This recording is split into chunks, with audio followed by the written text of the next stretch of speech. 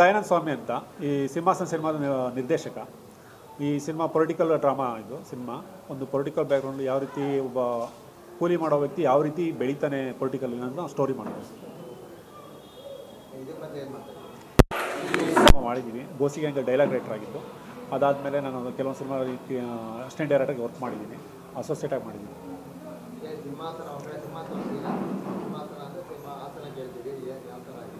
ಇದು political balance. ಅದು ಒಂದು ಸಾಮಾನ್ಯ ವ್ಯಕ್ತಿ ಯಾವ ರೀತಿ ರಾಜಕೀಯದಲ್ಲಿ ಹಿಡಿದು ಬೆಳೀತಾನೆ ಅನ್ನೋದನ್ನ ಸ್ಟೋರಿ ಮಾಡ್ಕೊಂಡಿದ್ದು. ಅದಕ್ಕೋಸ್ಕರ ಸಿಂಹಾಸನ. ಸಿಂಹಾಸನ ಅಂದರೆ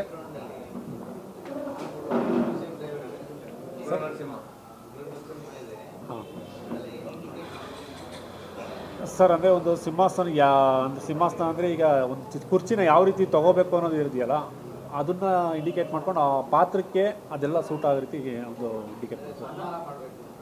ಅಂದರೆ ಸಂಹಾರ ಅನ್ನೋದಕ್ಕಿಂತ ಪೊಲಿಟಿಕಲ್ ಅವ್ರು ಯಾವ ರೀತಿ ಇದ್ದಾರೆ ಈಗಿನ ವರ್ಷನ ಆ ರೀತಿ ತೋರಿಸ್ಕೊಂಡು. ನರಸಿಂಹಸ್ವಾಮಿ ಅಂತ ಏನಿಲ್ಲ ಸರ್, ಅದು ಸಿಂಹ ಅಂತ ಇಟ್ಟಿದ್ದೀವಿ ಅಷ್ಟೇ. ಸಿಂಹ ಇಲ್ಲ sir, C M sir normal ಒಂದು ರಾಜಕೀಯದ ಹೊರತು ಬ್ಯಾಕ್ಗ್ರೌಂಡ್ ಬರುತ್ತೆ ಸರ್. MLA ಕ್ಯಾರೆಕ್ಟ್ರು ಕುರ್ಚಿಗೋಸ್ಕರ ಹೋರಾಟ ಸರ್. ಆರ್ಟಿಸ್ಟು ಚಂದ್ರು ಹೀರೋ, ಅವರು ರೇಷ್ಮಾ ಅವ್ರ ಹೀರೋಯಿನ್ನು, ಅರ್ಜುನ್ ಸ್ವರಾಗ್ ಅಂತ ಮ್ಯೂಸಿಕ್ ಡೈರೆಕ್ಟ್ರು. ಇನ್ನು ಸಣ್ಣಕ್ಕಿ ಅವರು ವಿಲನ್ ಕ್ಯಾರೆಕ್ಟರ್ ಮಾಡ್ತಿದ್ದಾರೆ. ಆಮೇಲೆ ರಾಮಚಂದ್ರ ರಾವ್ ಅಂತ ಒಬ್ಬರು ವಿಲನ್ ಕ್ಯಾರೆಕ್ಟರ್ ಮಾಡ್ತಿದ್ದಾರೆ. ಸಂಜಯ್ ಅಂತ ಮಾಡ್ತಾರೆ, ತಿಲಕ್ ಮಾಡ್ತಾಯಿದ್ದಾರೆ. ಕ್ಯಾರೆಕ್ಟರ್ಗಳೇ ಸರ್ ಇದ್ದಾರೆ. ಓಕೆ ಇಷ್ಟಿದೆ ಸರ್.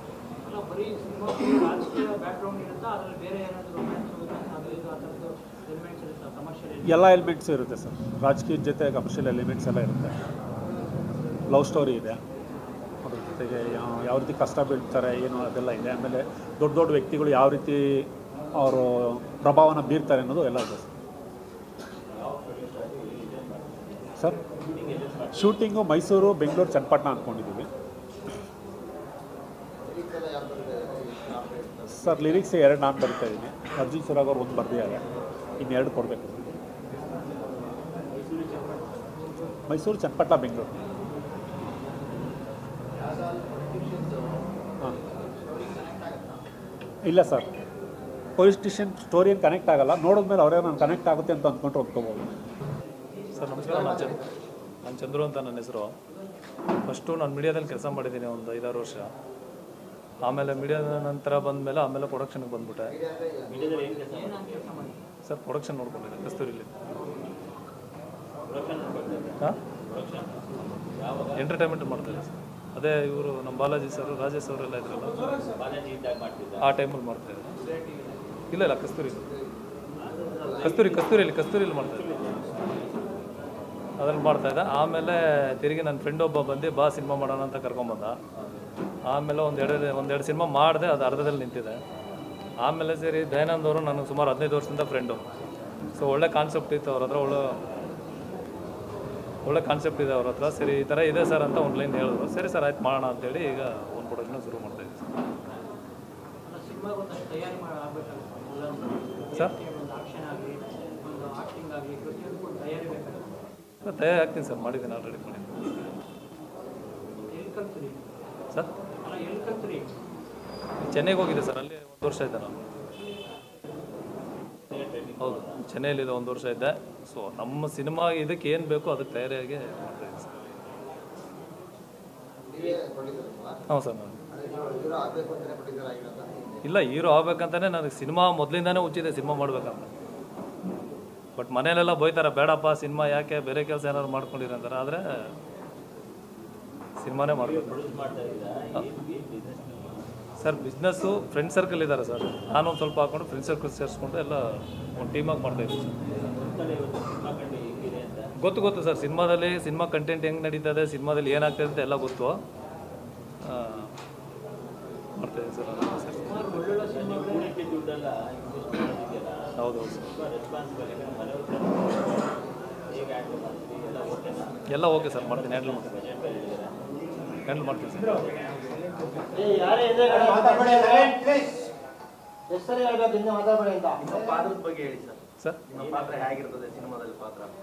ಸರ್ ನನ್ನ ಪಾತ್ರ ಅದೇ ಒಬ್ಬ ಸಾಮಾನ್ಯ ವ್ಯಕ್ತಿ, ಒಬ್ಬ ಕೂಲಿ ಮಾಡೋ ವ್ಯಕ್ತಿ ಸೊ MLA ಆಗ್ತಾನೆ ಏನನ್ನೋದನ್ನು ಕಾನ್ಸೆಪ್ಟ್ ಸರ್. ಆ ಒಂದು ಲೈನ್ ಹೇಳಿದ್ದಾರೆ ಅಷ್ಟೇ ಸಿನಿಮಾದ ನನಗೆ ಡೈರೆಕ್ಟ್ರು. ಸೊ ಅವ್ರ ಬಗ್ಗೆ ಟ್ಯಾಲೆಂಟ್ ನನಗೆ ಚೆನ್ನಾಗಿ ಗೊತ್ತಿದೆ, ಹೆಂಗೆ ಮಾಡ್ತಾರೆ ಏನನ್ನೋದು.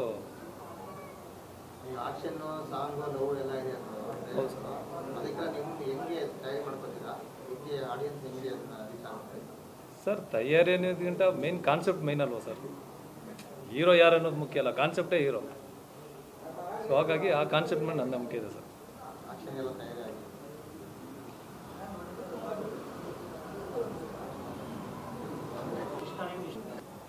ನಮಸ್ಕಾರ ಎಲ್ರಿಗೂ.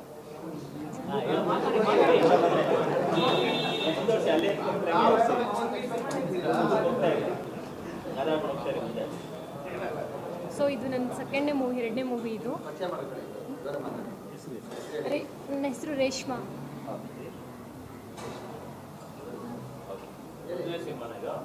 ಇದು ಸೆಕೆಂಡ್ ಸಿನಿಮಾ. ಇದು ಹವರ್ಡ್ ಮೂವಿದು ಎಡಿಟಿಂಗ್ ನಡೀತಾ ಇದೆ. ಹವರ್ಡ್ ಮೂವಿ ಎಡಿಟಿಂಗ್ ನಡೀತಾ ಇದೆ. ಇನ್ನೂ ಟೈಟಲ್ ಇಟ್ಟಿಲ್ಲ, ಅದು ಎಡಿಟಿಂಗ್ ನಡೀತಾ ಇದೆ ಇನ್ನು. ಸೊ ನೆಕ್ಸ್ಟ್ ಈ ಪ್ರಾಜೆಕ್ಟ್ ಬಂತು ನನಗೆ, ಸೊ ಅಕ್ಸೆಪ್ಟ್ ಮಾಡಿಕೊಂಡೆ. ಸ್ಟೋರಿ ಚೆನ್ನಾಗಿದೆ, ಸೊ ನನಗೆ ಸೂಟಬಲ್ ಆಗೋಂಗಿದೆ. ಸೊ ಅದಕ್ಕೆ ನಾನು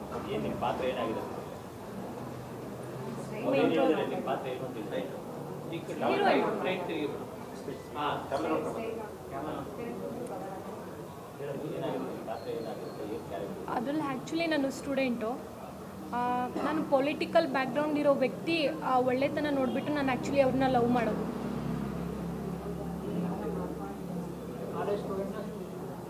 ಕಾಲೇಜ್ ಸ್ಟೂಡೆಂಟ್.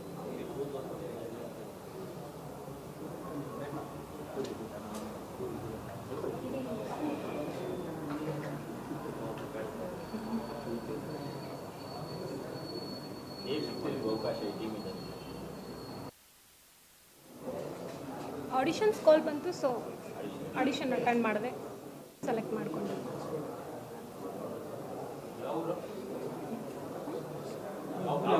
ನಂದು ನೇಟಿವ್ ಗಂಗಾವತಿ. ಸೊ ನಾವು ಓನ್ ಹೌಸ್ JP ನಗರದಲ್ಲಿ ಇರೋದು. ನಾನು ಮೂಲತಃ ಜಾನಪದ ಕಲಾವಿದ, ಜೊತೆಗೆ ನನಗೆ ಹಂಸಲೇಖ ಅವರು ನನಗೆ ಮೊದಲ ಗುರುಗಳು. ಅವರ ಹಾಡನ್ನು ಕೇಳೇ ನಾವು ಬೆಳೆದಿದ್ದು ಸರ್. ಅರ್ಜುನ್ ಸುರಾಗ್ ಅಂತ ಸರ್, ಸುರಾಗ್ ಅಂತ. Yes sir. ಹಾಗಾಗಿ ನಮ್ಮ ಹಾಡನ್ನು ಕೇಳೇ ಬೆಳೆದಿದ್ದು ಸರ್. ಮುಖ್ಯವಾಗಿ ಹಂಸಲೇಖ ಸರ್ ಅವ್ರನ್ನ ಅವ್ರ ಪಾದ ದರ್ಶನ ಮಾಡಿದ್ದೀನಿ, ಬಟ್ ನಾವ್ಯಾರಂತ ಗೊತ್ತಾಗಿಲ್ಲ ಅವ್ರಿಗೆ. ಹಲವಾರು ಸಂದರ್ಭಗಳನ್ನು ಅವ್ರು ಮೀಟ್ ಮಾಡಿದ್ದೀವಿ, ಬಟ್ ನಾವು ಅಷ್ಟು ಅವ್ರದ್ದು ನಮ್ಮ ಒಂದು ವಿಚಾರಗಳನ್ನು ಅವ್ರ ಜೊತೆ ಹೇಳ್ಕೊಳಕ್ಕಾಗಿಲ್ಲ. ಹಂಸಲೇಖರ ಜೊತೆ. ಹೌದು ಸರ್, ನಮ್ಮ ಮಾನಸ ಗುರುಗಳು ಸರ್, ಮಾನಸ ಗುರುಗಳು. ನಮ್ಮ ಮೂಲತಃ ಜಾನಪದ ಕಲಾವಿದರು ನಾವು ಏನಂತಾರೆ. ಹಾಗಾಗಿ ಕೊಟ್ಟಿದ್ದೀವಿ ಸರ್, ಕೊಟ್ಟಿದ್ದೀವಿ. ಹೌದು ಸರ್, ಈ ಸಿನಿಮಾಗೆ ಮ್ಯೂಸಿಕ್ ಮಾಡಿದ್ದೀವಿ ಸರ್. 5 ಹಾಡುಗಳಿದೆ.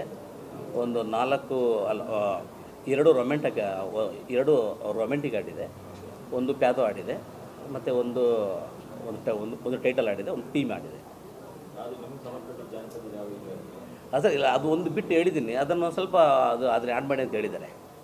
ಹೌದು ಸರ್, ಅದು ನಮ್ಮ ಮೂಲತಃ ಜಾನಪದ ಗೀತೆ ಇದು. ಒಂದು ಸ್ವಲ್ಪ ಆಲ್ಟರ್ ಮಾಡಿದ್ದೆ ಸರ್. ಅದು ಮೋಸ್ಟ್ಲಿ ತಾವೆಲ್ಲ ಕೇಳಿರ್ತೀರ. ಅದು ಸಿದ್ದಯ್ಯ ಸ್ವಾಮಿ ಬನ್ನಿ, ಬಂಟೇದ ಲಿಂಗಯ್ಯ ನೀವೇ ಬನ್ನಿ,